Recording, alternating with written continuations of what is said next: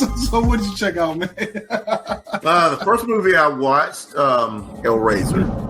In this film, we have it's a reboot of the what's that 1987 film. It's directed by David Bruckner. It stars Odessa Azan as Raleigh, Jamie Clayton as the priest. Then you have Adam Faison, Drew Sharkley. A lot of these people, it was my first time really seeing on screen.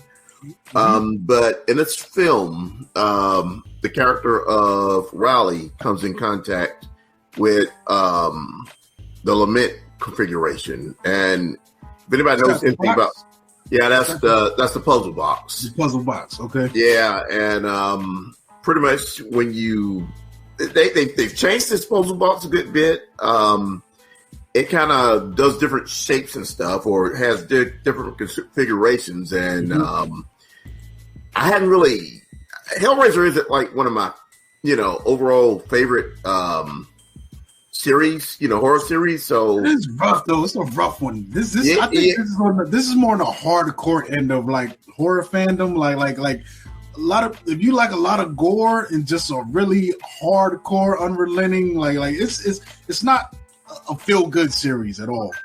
No, not really.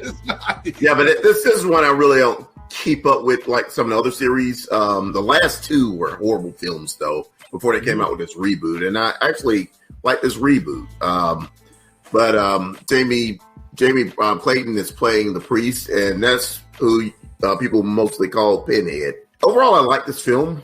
Not trying to spoil anything, but the Cenobites, which are the priest and the other, they're called Cenobites, and they pretty much torment or punish people that play around with the lament configuration. I thought it was a good film. I'll just put it like that. It's a lot darker than I thought it would be in parts, but I wasn't really expecting anything. It's one of these films that shows up on Hulu or Hulu produced instead of going on in the theater. And so far, Hulu has been doing a stellar job at this, from Fresh to what's the one last month, to Prey to Hellraiser. They've been doing good on Hulu. So you saying Disney is making great horror films?